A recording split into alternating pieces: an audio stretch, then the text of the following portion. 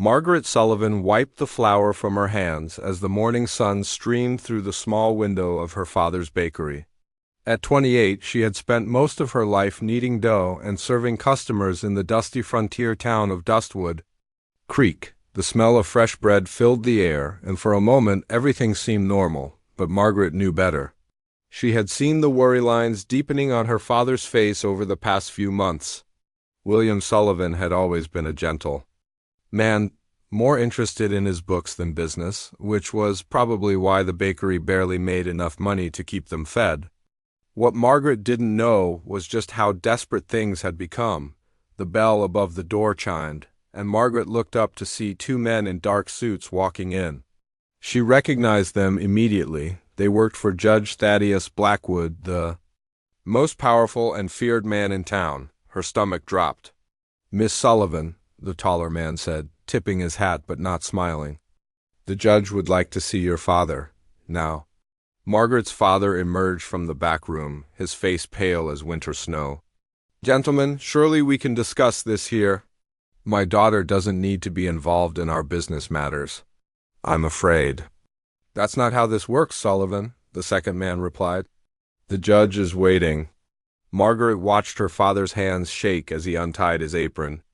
She had never seen him look so frightened.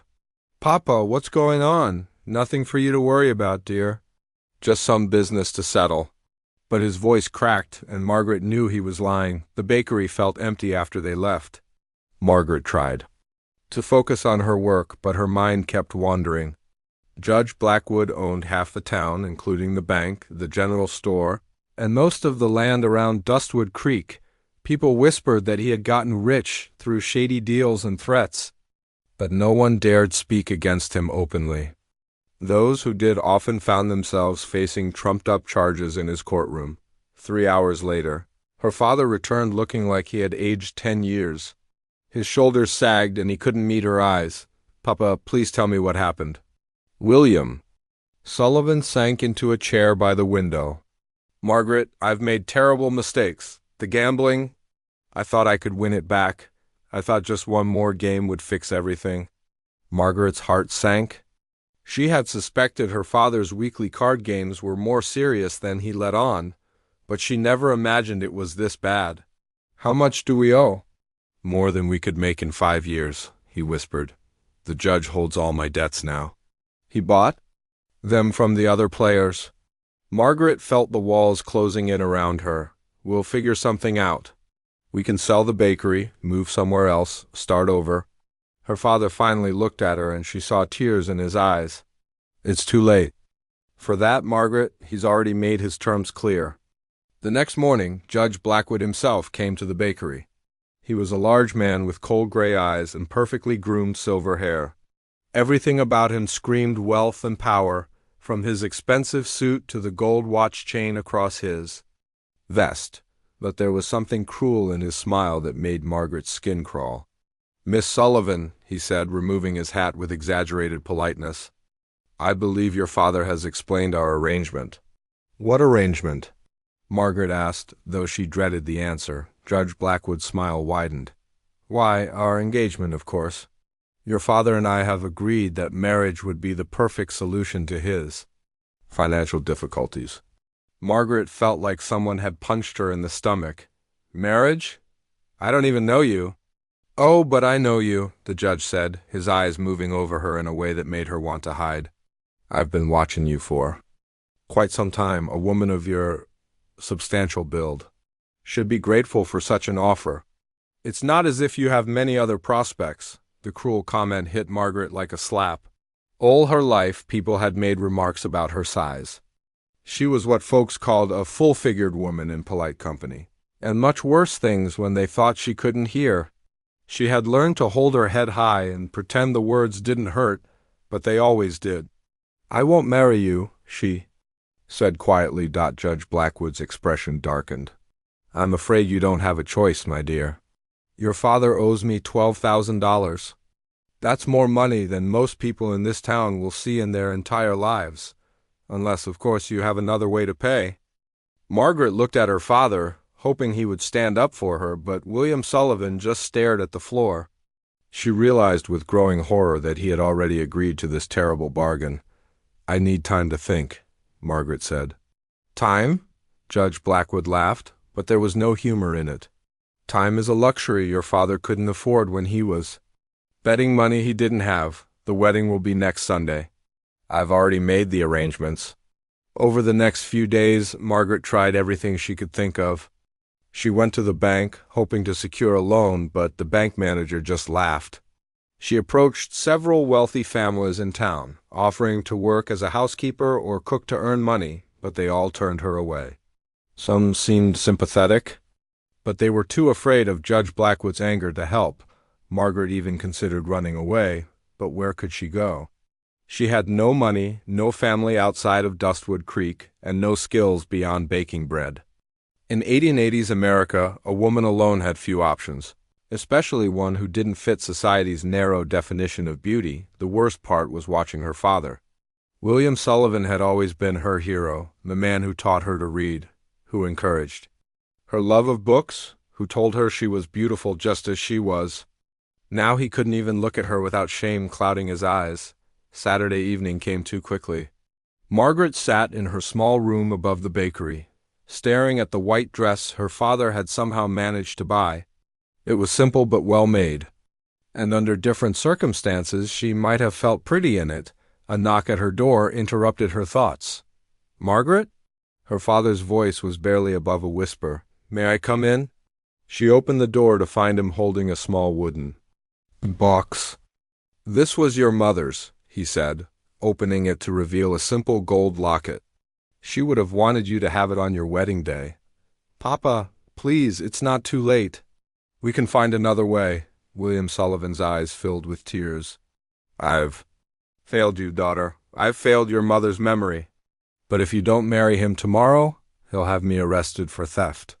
He claims I stole money from his bank to pay my gambling debts. It's not true, but who would believe my word against his?" Margaret realized the full scope of Judge Blackwood's manipulation. He hadn't just trapped her father with debt, he had created a story that would destroy his reputation and land him in prison. That night, Margaret barely slept. She stood by her window, looking out at the stars and thinking about her mother, who had died when Margaret was 15. Elizabeth Sullivan had been a strong woman who never let anyone make her feel small, despite her own struggles with her weight. "Hold your head high, my girl," she used to say. "Your worth isn't measured by what others think of you."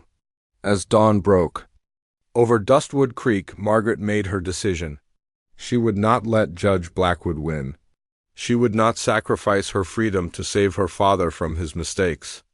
Even if it meant losing everything, she would find a way to fight back. The church bells began to ring, calling the town to witness what they believed would be a wedding. But Margaret Sullivan had other plans. She was about to make a stand that would change everything. Sunday morning arrived with dark clouds gathering over Dustwood Creek. Margaret stood in her room, still wearing her everyday dress instead of the wedding gown that hung unused on the door. She had made her choice during the sleepless night, and now she had to face the consequences. The church bells rang out across the town, their sound carrying on the wind like a warning. Margaret knew that Judge Blackwood would be waiting at the altar, expecting her to walk down that aisle and become his property. The thought made her stomach turn. Her father knocked softly on the door. "Margaret, it's time." "I'm not going, Papa." She called out, her voice stronger than she felt. The door opened slowly, and William Sullivan stepped inside. His face was drawn with worry, and she could see he hadn't slept either. "Please, daughter. You don't understand what will happen if you refuse him." "I understand perfectly," Margaret replied, turning to face him. "But I won't marry that man. I'd rather face whatever comes next than spend my life as his prisoner." Her father's shoulders sagged. "He'll destroy us both." "He has the power to do it, Margaret. The sheriff, the mayor, half the town council, they're all in his pocket." "Then let him try," Margaret said, though her hands were shaking. "I won't give in to his threats." 20 minutes later, heavy footsteps echoed up the stairs. Margaret heard her father's nervous voice, then Judge Blackwood's cold reply. The door burst open without a knock. Judge Blackwood stood in the doorway, flanked by two of his hired men. His face was red with anger, and his usual fake politeness was completely gone. "Miss Sullivan, you're keeping your guests waiting." "There won't be a wedding," Margaret said. Surprised by how steady her voice sounded, the judge stepped closer, and Margaret caught the smell of expensive cologne mixed with something darker, the scent of a man used to getting his way through. "Here, oh, but there will be. You see, I've already paid for the ceremony, the flowers, even the celebration afterward. I don't like wasting money." "Then you should have asked me first before making those arrangements." Judge Blackwood's eyes narrowed. "Asked you?" "My dear girl, I don't ask permission from anyone in this town. Least of all from an ungrateful woman who should be thankful anyone wants her at all." The cruel words stung, but Margaret had heard worse before. "I'm not ungrateful. I'm just not interested in marrying you." "Not interested?" The judge laughed. But it was a harsh sound. "Look around you, Margaret. Look at this tiny room above a failing bakery. Look at your father, weak and broken by his own poor choices. This is your life without me. With me you'd have a fine house, servants, beautiful clothes. You'd be the judge's wife, respected and feared throughout the territory." "Respected through fear isn't respect at all," Margaret replied. "It's just another form of slavery." Judge Blackwood's face darkened further. He nodded to his men who stepped forward. "Take her to the church. If she won't walk, carry her." "No," William Sullivan finally found his voice. "Please, Judge Blackwood, give her more time. She's just frightened." "Time?" The judge spun around to face Margaret's father. "I've given her a week to get used to the idea. How much time does it take to realize she's getting the opportunity of a lifetime?" Margaret backed toward the window as the two men approached her. They were both large, rough-looking fellows who clearly made their living through intimidation. But she wasn't going to make this easy for them. "Stay away from me," she warned. "Miss, don't make this harder than it needs to be," one of them said, almost apologetically. "The judge just wants what's been promised to him." "I never promised him anything," Margaret shot back. The struggle was brief but fierce. Margaret fought as hard as she could, knocking over a chair and sending her mother's jewelry box crashing to the floor. But she was no match for two grown men who were used to handling unwilling people. They carried her downstairs and outside, where a small crowd had gathered to see what the commotion was about. Margaret saw faces she had known her whole life. Mrs. Peterson from the general store, old Tom who fixed wagon wheels, the Miller family who bought bread from her every Wednesday. Some looked away in shame, others whispered among themselves, but none of them stepped forward to help. "Please!" Margaret called out to them. "Don't let him do this!" But Judge Blackwood owned too much of their lives. Their mortgages, their businesses, their livelihoods, it all depended on staying in his good graces. They watched in silence as Margaret was forced into the judge's fancy black carriage. Instead of heading toward the church, the carriage turned in the opposite direction, toward the hills outside town. Margaret's heart began to race. "Where are you taking me?" Judge Blackwood sat across from her, his anger now replaced by something colder and more dangerous. "I had hoped we could do this the civilized way, Margaret. A nice wedding, a proper celebration, but you seem determined to make things difficult." The carriage bounced along the rough road that led up into the hills. Margaret recognized the path. It led to Devil's Drop, a cliff that overlooked the deepest part of Canyon Creek. Local children were forbidden to play there because of the dangerous drop-off. "You're trying to scare me," Margaret said, though. Fear was indeed creeping into her voice. "Am I?" Judge Blackwood smiled, but there was no warmth in it. "Let me tell you something about power, my dear. Real power isn't just about money or influence. It's about being willing to do what others won't.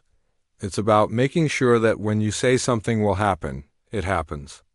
The carriage stopped at the edge of Devil's Drop. Through the window, Margaret could see the rocky canyon stretching out below, with its sharp stones and twisted trees.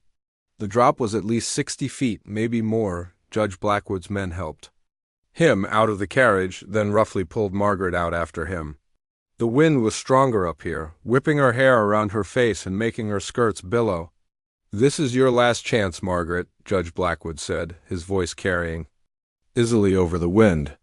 Agree to marry me right now, and we'll go back to town for a proper ceremony.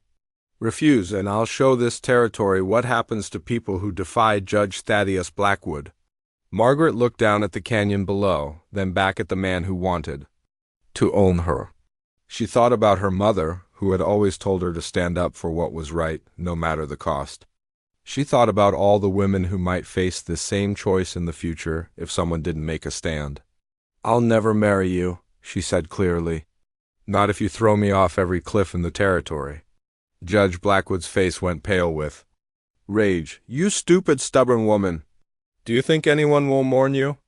Do you think anyone will even remember your name a year from now?"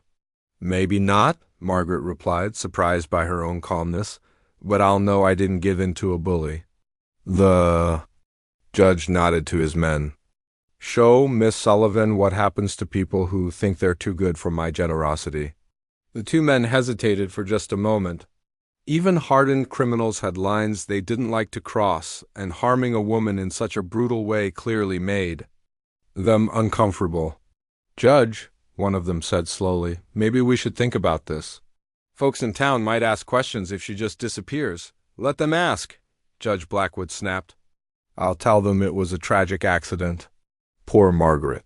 Sullivan, so distraught over her father's debts that she took her own life.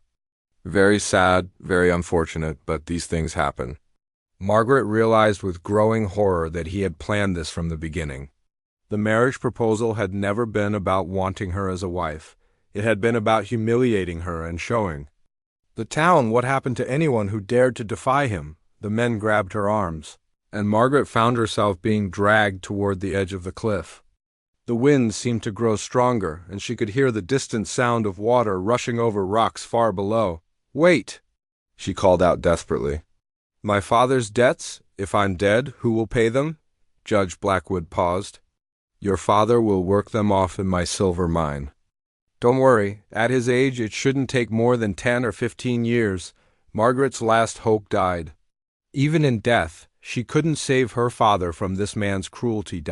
As they reached the very edge of the cliff, Margaret closed her eyes and thought of her mother one last time. At least she would die as herself, not as Judge Blackwood's broken and defeated wife.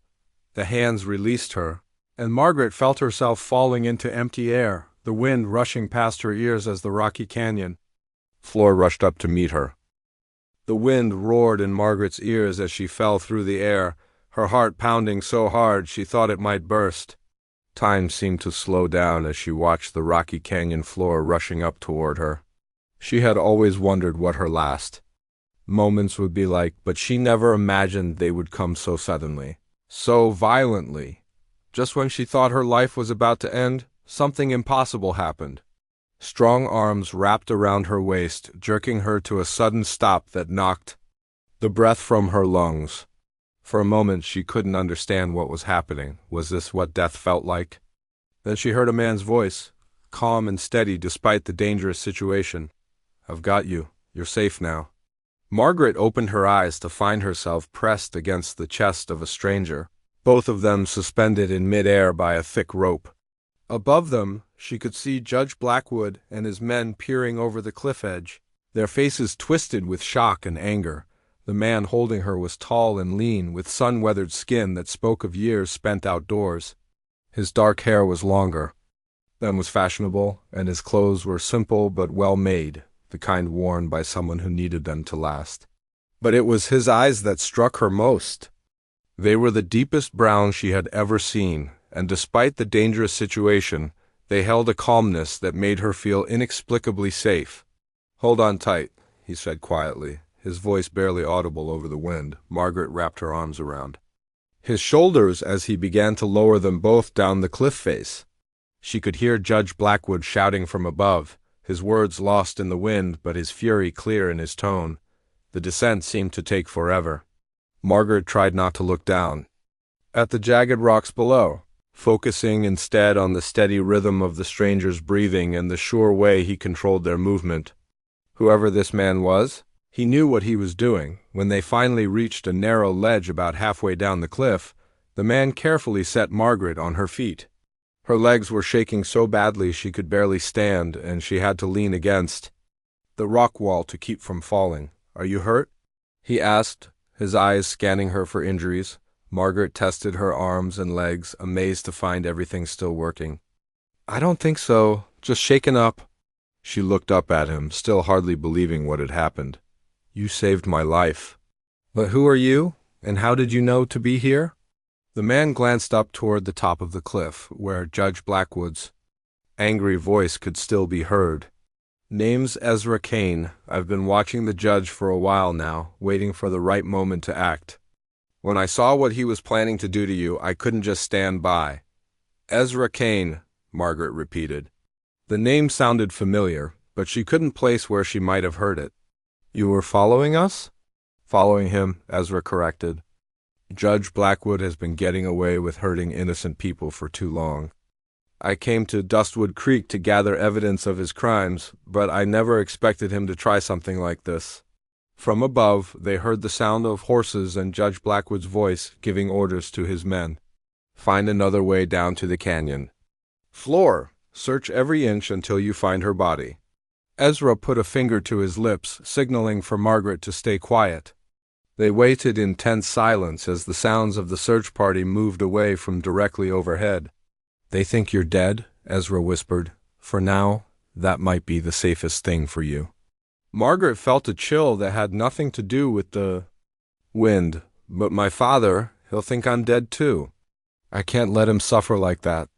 If you show yourself now, Judge Blackwood will just try to kill you again, Ezra said gently. And next time, there might not be anyone around to catch you. The reality of her situation began to sink in. She couldn't go home. She couldn't return to her old life. In the span of a few hours, everything she had known was gone. What am I supposed to do now?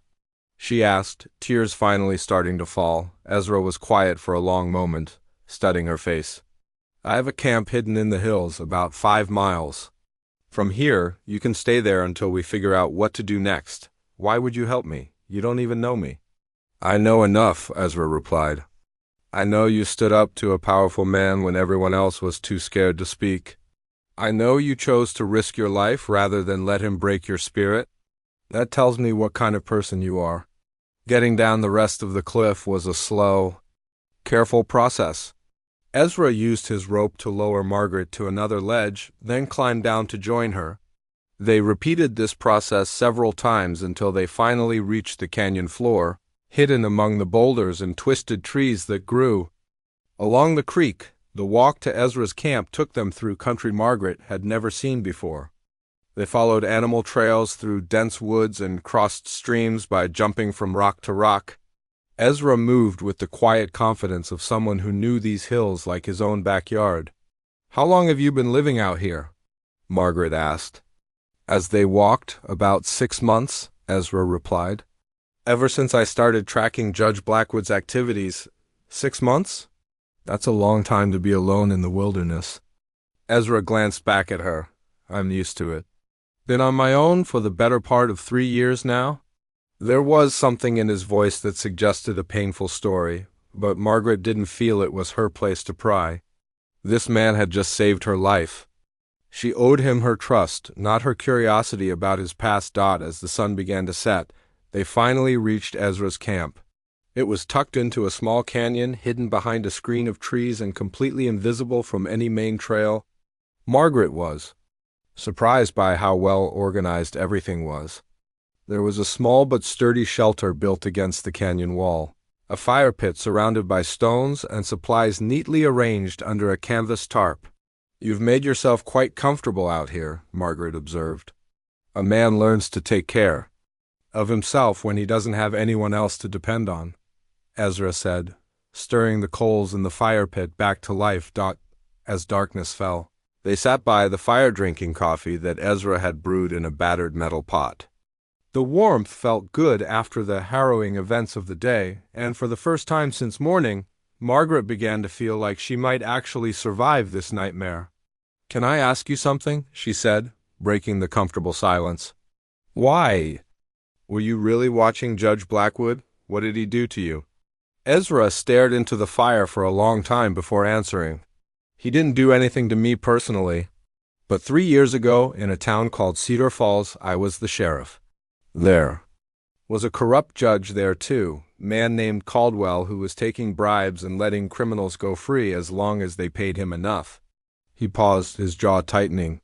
I tried to build a case against him, gather evidence, do things the legal way. But while I was collecting proof, he made a deal with some cattle rustlers, told them which ranch to hit and when the owner would be. Away, Margaret felt her heart sink. She could guess where this story was going. The ranch he sent them to belonged to my wife's brother, Ezra continued, his voice barely above a whisper. My wife Catherine and our daughter Lucy were visiting there that week. The rustlers weren't supposed to hurt anyone, just take the cattle and go, but something went wrong. He fell silent, and Margaret could see the pain etched in every line of his face. I'm sorry, she said softly. By the time I had enough evidence to arrest Judge Caldwell, it was too late. He had destroyed all the records and bribed half the town council. Everyone who might have testified against him suddenly developed convenient memory problems. Ezra looked up at Margaret, his eyes reflecting the firelight. So I resigned my badge and started hunting down corrupt officials wherever I could find them. Margaret understood now why Ezra had risked his life to save her.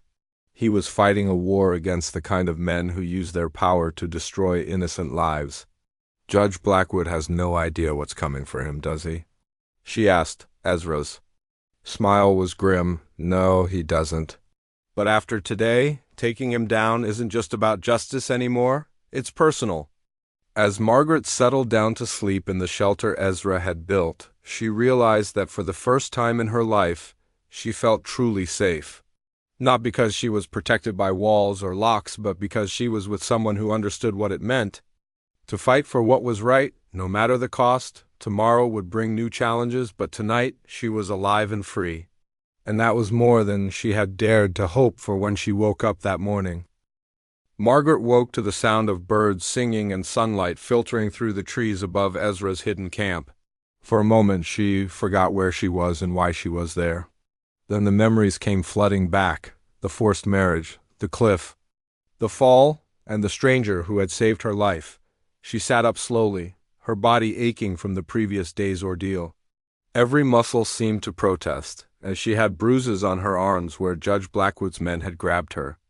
But she was alive, and that was more than she had expected when she was falling through the air. Ezra was already up, tending to a small fire and preparing what smelled like coffee and bacon.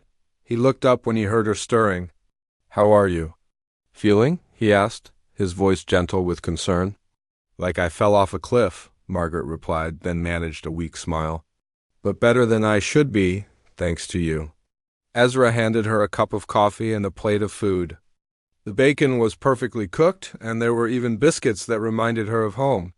You're a good cook, she said, surprised. A man learns many skills when he's on his own, Ezra replied, settling down across from her. Cooking, mending, clothes, treating wounds, you pick things up out of necessity? As they ate, Margaret found herself studying this mysterious man who had saved her. In the morning light, she could see more details about him. His hands were calloused from hard work, and there was a small scar above his left eyebrow. His clothes were worn but clean, and everything about him suggested someone who took care of himself and his belongings. What happens now? Margaret asked. I can't stay hidden in these hills forever. No, you can't, Ezra agreed. But we need to be careful about what we do next. Judge Blackwood thinks you're dead, and that gives us an advantage.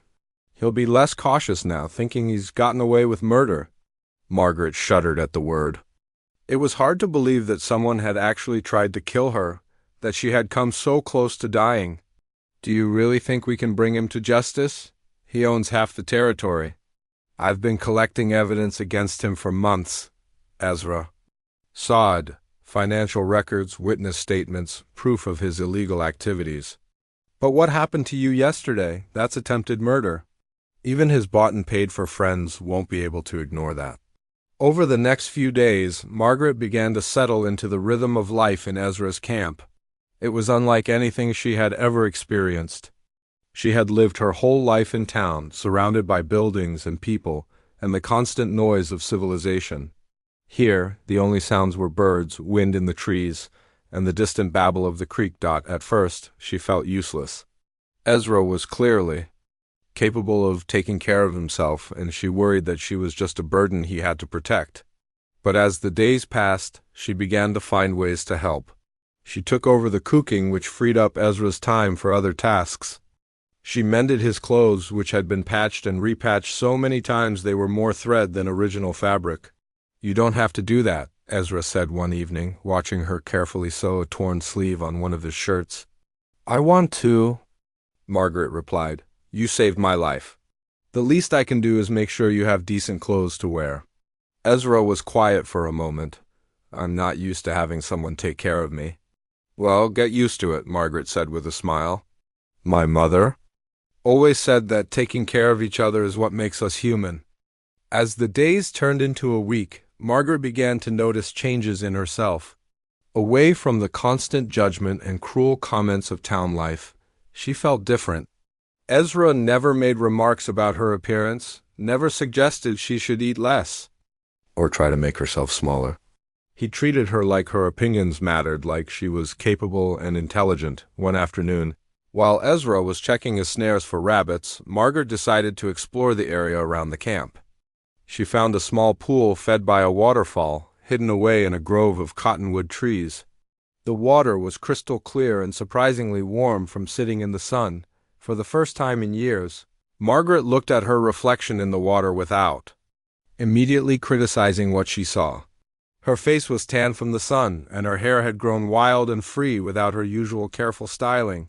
She looked different, stronger somehow, more alive. When Ezra returned to camp that evening, he found Margaret sitting by the fire with a thoughtful expression on her face. "Penny for your thoughts?" he said, settling down beside her.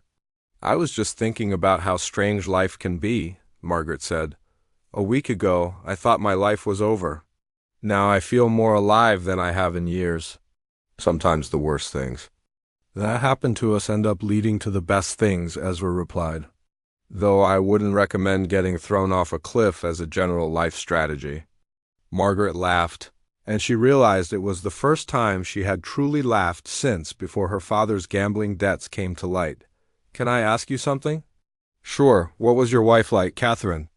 Ezra was quiet for so long that Margaret thought he wasn't going to answer. When he finally spoke, his voice was soft with memory. "She was nothing like you'd expect for a sheriff's wife," he said. "She was tiny, barely came up to my shoulder, but she was fierce as a wildcat when she was protecting something she cared about. She used to bring food to the prisoners in the jail, said it wasn't Christian to let people go hungry, no matter what they'd done. She sounds wonderful. She was, and Lucy." Ezra's voice caught slightly. "Lucy was just like her mother, always trying to help everyone.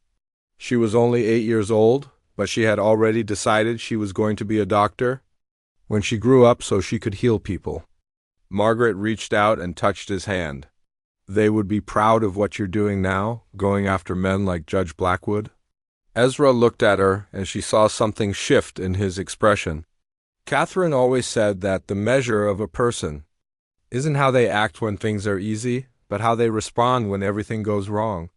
You proved your measure yesterday when you chose to defy the judge, even knowing what it might cost you."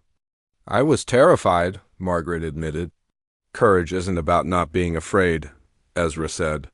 "It's about doing what's right even when you are afraid."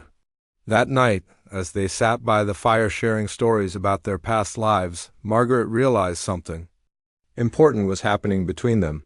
It wasn't just gratitude on her part or pity on his. They were becoming friends, maybe something more. "Ezra," she said quietly, "what will happen when this is all over? When Judge Blackwood is brought to justice?" "I haven't thought that far ahead," he admitted. "For 3 years, hunting down corrupt officials has been my whole life. I'm not sure what I'll do when that's done. Maybe it's time to start thinking about living again, instead of just surviving." Ezra looked at her across the fire, and Margaret saw something in his eyes she hadn't seen before. Hope. The next morning brought unexpected visitors. Margaret was washing clothes in the creek when she heard horses approaching the camp. She quickly ducked behind some bush, her heart pounding. Three men rode into the clearing where Ezra was working on his gear.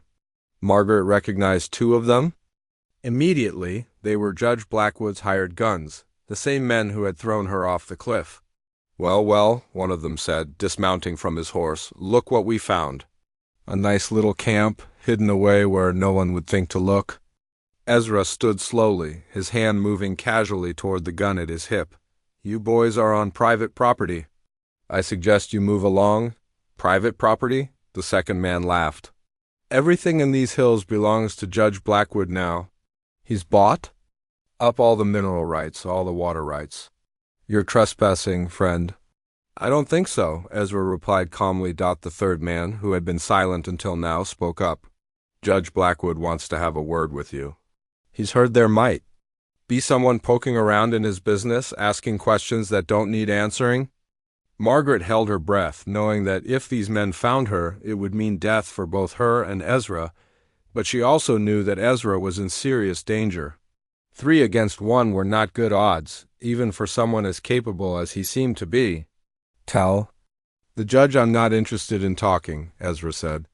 "I'm afraid that's not an option," the first man replied, drawing his gun. "You're coming with us, whether you want to or not." That's when Margaret made a decision that would change everything. She couldn't let Ezra face this alone, not after everything he had done for her. Quietly, she began working her way around to where the horses were tied, hoping she could create enough of a distraction to give Ezra a fighting chance.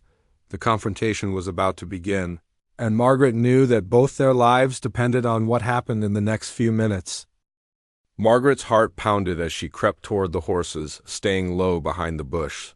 The 3 men had their attention focused on Ezra, giving her a chance to get closer without being seen. She had no clear plan, just the desperate hope that she could somehow help the man who had saved her life. The tension in the clearing was thick as smoke.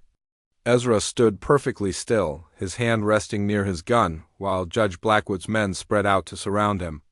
Margaret could see the calculation in Ezra's eyes. He was outnumbered, but he wasn't going to give up without a fight. "A last chance." "Stranger," the lead gunman said, "come with us peaceful-like, or we'll drag you back to town tied across your saddle." "I told you," Ezra replied, his voice steady. "I'm not interested." That's when Margaret made her move.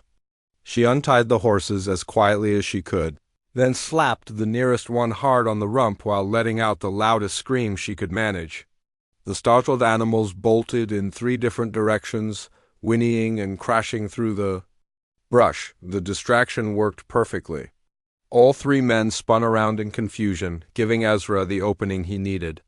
His gun was in his hand and firing before they could react.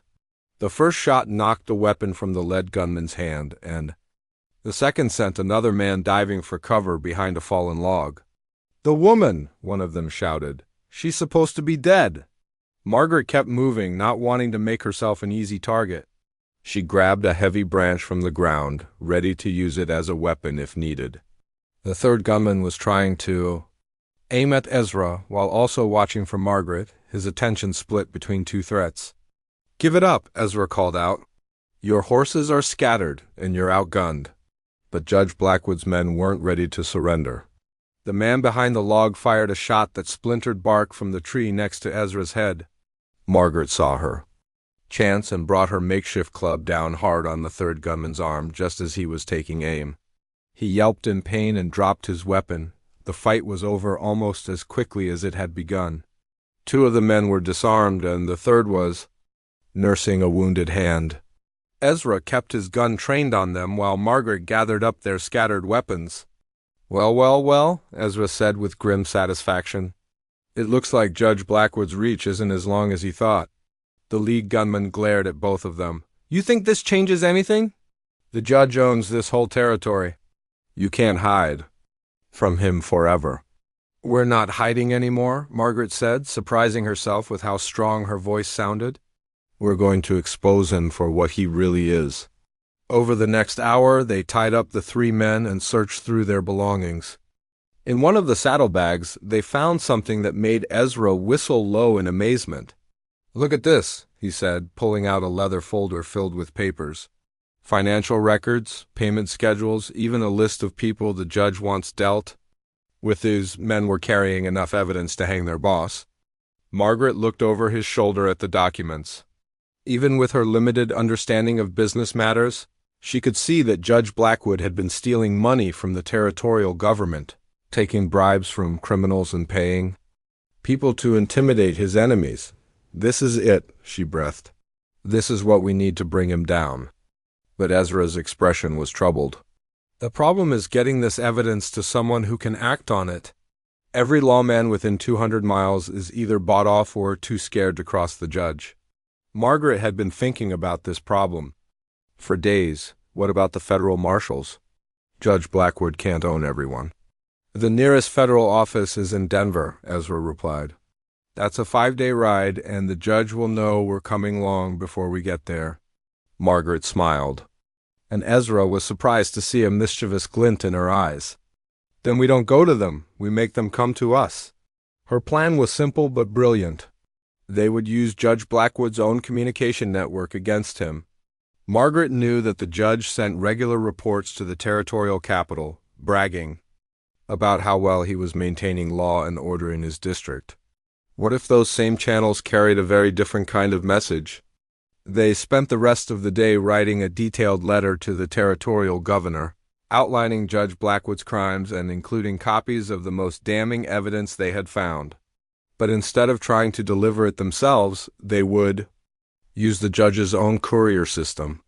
"My father's friend Old Pete drives the mail wagon," Margaret explained. "He's been making that run for 20 years, and he hates Judge Blackwood as much as anyone. If we can get this letter to him, he'll make sure it reaches the right people." Getting into town without being seen would be dangerous. But they had one major advantage. Everyone thought Margaret was dead. As long as she stayed hidden, they might be able to pull this off. They waited until after midnight before making their move. Margaret wore some of Ezra's extra clothes and kept her hair tucked up under a hat. In the darkness, she could pass for a young man if no one looked too closely. Dustwood Creek was eerily quiet as they crept through the back alleys toward Old Pete's house. Most of the town was asleep, but they could see lights burning in Judge Blackwood's mansion on the hill. Margaret wondered if the judge was having trouble sleeping, knowing that someone out there had escaped his justice. Old Pete was awake when they knocked softly on his back door. The elderly man's eyes went wide when he saw Margaret. "Dear Lord in heaven," he whispered. "Child, we all thought you were dead. Your poor father has been beside himself with grief." Margaret's heart clenched. She had been so focused on survival and justice that she hadn't fully considered how her supposed death would affect her father. "I'll see him soon, Pete, but first, I need your help." When they explained what they needed, Old Pete didn't hesitate. "That devil has had this town under his boot for too long. I'll personally hand-deliver this letter to the governor's office." But as they were preparing to leave, they heard the sound of horses approaching. Through the window they could see torches and lanterns moving through the streets. "Search every house," a familiar voice commanded. Judge Blackwood himself was leading the search party. "Someone help those 3 fools get overpowered. I want to know who." Margaret and Ezra found themselves trapped. Judge Blackwood's men were going door to door, and it was only a matter of time before they reached Old Pete's house. "The root cellar," Pete whispered urgently. "Hide down there until they pass." They had barely gotten the cellar door closed when heavy boots stomped across the floor above them. Margaret held her breath as she heard Judge Blackwood's voice, cold and threatening. "Evening, Pete. Mind if we take a look around?" "Course not, Judge, though I can't imagine what you'd be looking for in an old man's house." The search was thorough but quick. Judge Blackwood was clearly frustrated, and his men were getting tired of looking through every corner of the town after what felt like hours. The sounds of the search party finally moved away. Margaret and Ezra emerged from the cellar to find Old Pete grinning. "Well, that was exciting," the old man said. "Don't worry about your letter. I'll have it in the governor's hands within the week." 2 weeks later, everything changed. Federal marshals arrived in Dustwood Creek with warrants for Judge Blackwood's arrest. The evidence Margaret and Ezra had provided combined with old Pete's testimony about what he had witnessed over the years, was more than enough to bring the corrupt judge to justice. The confrontation at the courthouse was dramatic.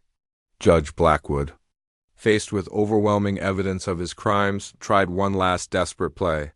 He offered bribes, made threats, even tried to claim that Margaret had faked her own death to frame him, but it was too late. The federal marshals had seen too much, heard too many stories from townspeople who were finally brave enough to speak up. Judge Blackwood was arrested and taken away in chains. His reign of terror finally ended. Margaret's father wept when he saw her alive and well. William Sullivan had aged years in the weeks since her supposed death, and his joy at her return was overwhelming. "I'm so sorry, daughter," he said through his tears. "I should have protected you.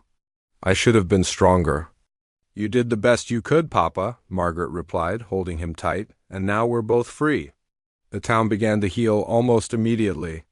Without Judge Blackwood's intimidation, people started speaking up, helping each other, building the kind of community they had always wanted. As for Margaret and Ezra, they faced a choice.